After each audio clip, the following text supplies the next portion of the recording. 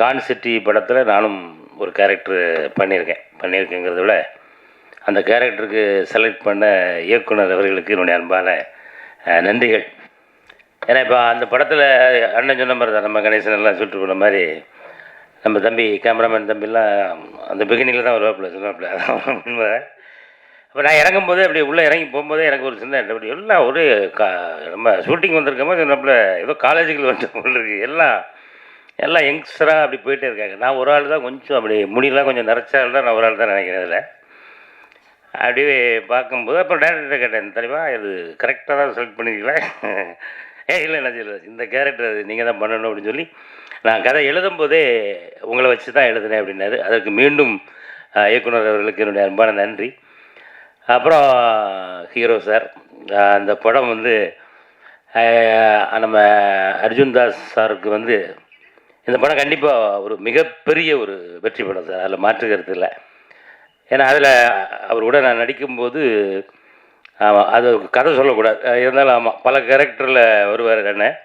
அதில் ஒன்று அவருக்கு அந்த மேக்கப்புக்கே பல மணி நேரங்கள் எடுத்துச்சு. அதில் அவ்வளோ ஒரு பொறுமையாக அவ்வளவு ரொம்ப பொறுமையாக இருந்து அந்த கேரக்டர் நடிக்கும்போது எனக்கு ஆச்சரியம், அவர் அண்ணன் கூட தான் நடிக்குமா வேறு யாரு கூட நடிக்குமாங்கிற அளவுக்கு அந்த கெட்டப்பு வந்து ரொம்ப அருமையாக இருந்துச்சு.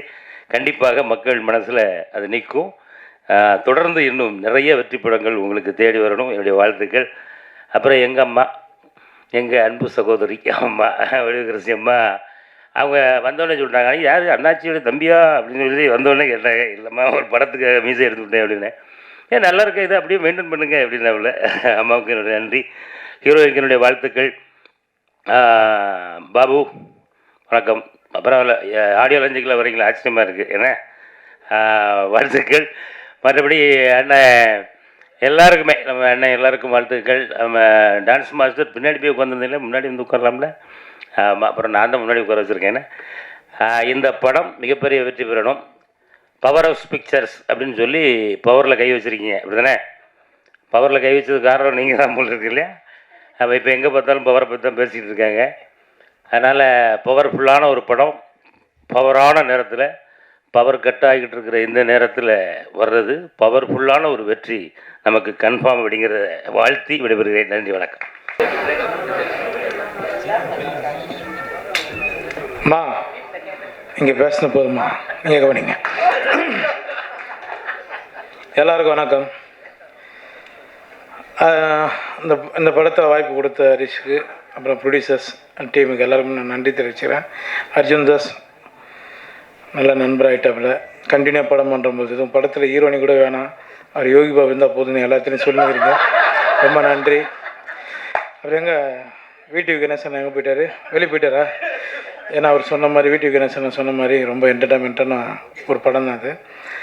ஏன்னா வீட்டுக்கு வேணால் மட்டும்தான் தெரியும், அவரால் மட்டும்தான் முடியும். ஒரு தம்மாக இருக்கிறதுக்கு அவரால் மட்டும்தான் தம் பிடிக்க முடியும். அதனால் அவர் தைரியமாக சொல்லிட்டு போயிட்டார். ஹரிஷை பற்றி சொல்லணுன்னா, இந்த படத்தில் நடந்ததை பற்றி தான் எல்லாருமே சொல்லுங்க. ஹரிஷை பற்றி எனக்கு முதல்ல எப்பயோ தெரியும். இப்போ பாதி படமாடா, அவன் அங்கேருந்தே செட்டில் தான் பேச சொல்லுவான் எல்லாரையும். அவங்க கூட இருப்பேன்னா அப்புறம் டூரிஸ்ட் ஃபேமிலி பண்ணாப்புல. இந்த படத்தில் வந்து எனக்கு கதை சொன்னேன். என்னோடய ஆஃபீஸில் வந்து கதை சொன்னாப்புல. சொல்லும்போது நான் சொன்ன முதல் வார்த்தை ஹரிஷுக்கு வந்து, ஹரிஷ் நீ இந்த படம் எப்படி இருக்குன்னு எனக்கு தெரியாது, ஆனால் நீ டைரக்டர் ஆகணுன்றான்னு. கரெக்டாக டூரிஸ்ட் ஃபேமிலியாக அவனுக்கு சொல்லிட்டு இருந்தேன். எனக்கு பிடிச்ச நிறைய அசிஸ்டன்ட் டைரக்டருங்களை எல்லாருமே டைரக்டர் ஆகிடுங்கடான்னு சொல்லுவேன், அதை சப்போர்ட் பண்ணுவேன். அது வந்து நான் ஹரிஷ் எதிர்பார்த்தேன். இன்றைக்கி உன்னை வந்து இவ்வளோ பாராட்டுறாங்க எல்லோரும், ரொம்ப சந்தோஷமாக இருக்கிறேன். உன்னை நிறைய படங்கள், நீ பெரிய பெரிய படங்கள் பண்ண ஹரிஷ். இது மட்டும் இல்லை, பெரிய ஹீரோங்களுக்கும் நீங்கள் கதை பண்ணு, அங்கே விட்டுறாது, ஓரமாக அப்படி கூப்பிட்டு போ என்னையும். அர்ஜுன் தாஸுக்கும் நான் முதல்ல நன்றி தெரிவிச்சேன். அர்ஜுன், உங்களோட ஸ்டைல், உங்களோட விஷயம், நீங்கள் பேசுகிற பேச்சு எல்லாமே நிறைய இடங்களில் பேசிகிட்டு இருக்கோம் உங்களை பற்றி. ஏன்னா அர்ஜுன் தாஸோட தான் அடுத்தடுத்து படம் பண்ணிகிட்ருக்கேன்னு ரொம்ப சந்தோஷம். இது நம்ம கடைசி வரலும் போகலாம். திரைக்கு முன்னாடி இருக்கிறது பெருசு இல்லை, திரை தான் நம்மளுக்கு தெய்வம், அதை மதித்து நம்ம போவோம். ரொம்ப சந்தோஷம். வடிவரிசம்மா எங்கள் ஃபேமிலியில் ஒருத்தர், அவங்க சொன்ன சில விஷயங்கள் உண்மை தான். ஹரிஷ் வந்து சீக்கிரம் முடிக்கணுன்றதுக்காக தான் பண்ணுவான். டீ சாப்பிட்லாமா பண்ணுவாங்க, டீன்னா இப்போ 2 பேர் அசிஸ்டன்ட் டைரக்டர் வந்து நிற்பாங்க, ஷார்ட் ரெடி அப்படின்னு, கப்பு வச்சுட்டு வாங்க போகலாம் அப்படின்னு. அவன் முடிக்கணும், அவனுக்கு பிரச்சனை அவ்வளோ இருக்குது. ஒரு ஷான் நம்ம ஆல்ரெடி இது பண்ணோம், நம்ம லக்கி மேன் பண்ணோன்னு நினைக்கிறேன். ரொம்ப சந்தோஷம் சார். எல்லாருக்குமே நான் நன்றி தெரிவித்தேன். விஜய், சதா, எல்லாருக்கும், மோகன், அப்புறம் ப்ரொடியூசர்ஸ் எல்லாருக்குமே ரொம்ப நன்றி தெரிவிச்சேன். அனபேன் உங்களுக்கும். ஷாருக் கான் அந்த லுக்கில் இருக்கிறான் பாக்ஸி, உனக்கு ரொம்ப நன்றி. எல்லாருக்குமே அங்கே இருக்கிறவங்க எல்லாருக்குமே நன்றி. ஏன்னா ரொம்ப நேரம் நம்ம பேசணும்னா பெல் அடிச்சுனே இருக்காங்க, ஸ்கூல் பெல்லு மாதிரி. எனக்கு நான் 6:30 மணிக்கு அங்கே ஷூட்டிங் இருக்கணும் டி நகருக்குள்ளே.